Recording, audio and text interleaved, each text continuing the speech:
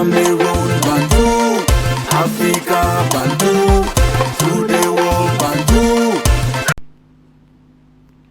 Le rôle du président, c'est de couvrir son entraîneur, son sélectionneur. Aucun joueur n'aura jamais raison, même sous le sélectionneur Marc Brice. Il sera toujours protégé par la fédération devant tous ses joueurs. Parce qu'un sélectionneur sans autorité ne peut pas. Cette fois-ci, on va parler de Marc Brice aussi, qui était à l'ordre du jour du discours de Samuel Eto'o-Fils. Oui.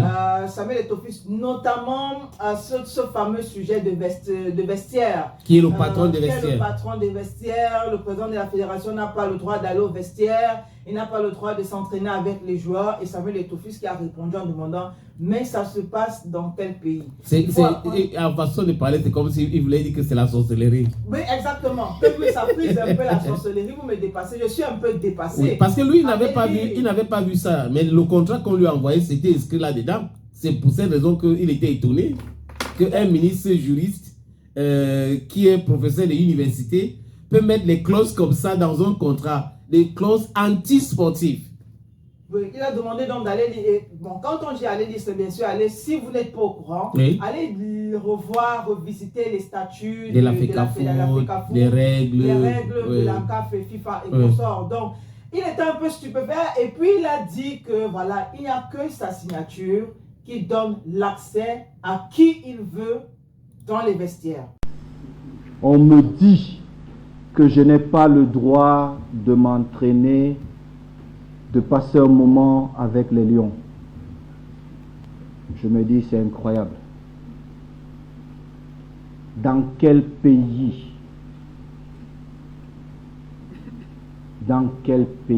chers frères, comment vous pouvez l'accepter? On estime que je n'ai pas le droit d'entrer dans un vestiaire. Pourtant, je suis le patron du vestiaire. Ma seule signature donne accès à qui je veux et quand je veux dans un vestiaire. Personne d'autre.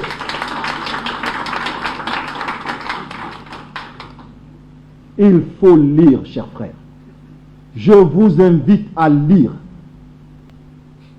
Vous apportez aux yeux du monde vos manquements. Ça fait honte.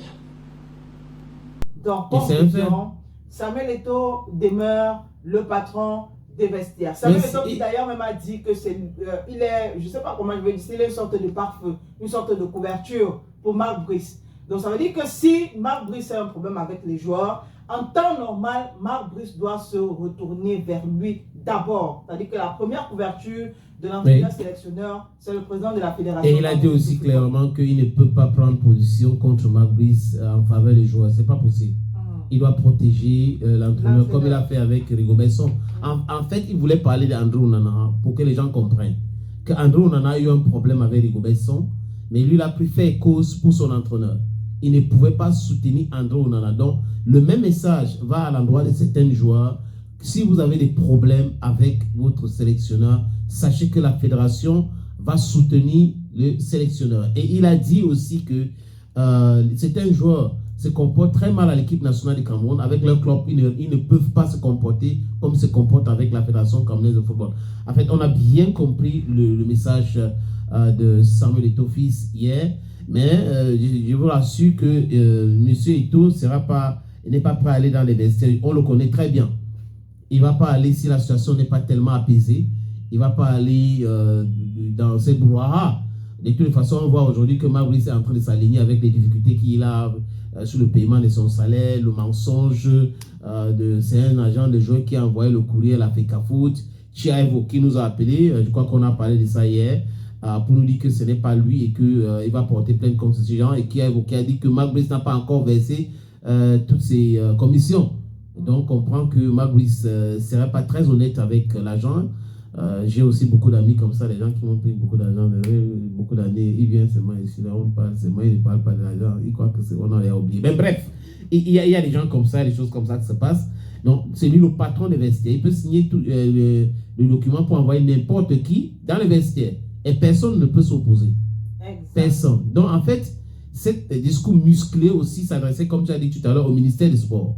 Et Narcisse Moïse Kombi a eu pour son compte. Voilà. Et je suis sûr que c'est pour cette raison que les représentants ne pouvaient pas être dans la salle, tout en sachant que c'est le dernier assemblée générale et que Eto'o n'a pas la langue de bois. Et il a dit ses vérités. Et c'est dans le cadre du sport camerounais, toute vérité est bonne à dire. Parce qu'on attendait ce moment. Et les gens qui veulent discuter maintenant, il y aura la publication des détails. Donc nous on attend ça. Eto'o publie-nous les affaires. Il a aussi tiré sur des journalistes. Il demandait aux journalistes de lire. C'est clair, il demandait aux journalistes de lire. Samuel Eto'o qui a tiré sur la télévision nationale en disant qu'elle est devenue une chaîne de sabotage.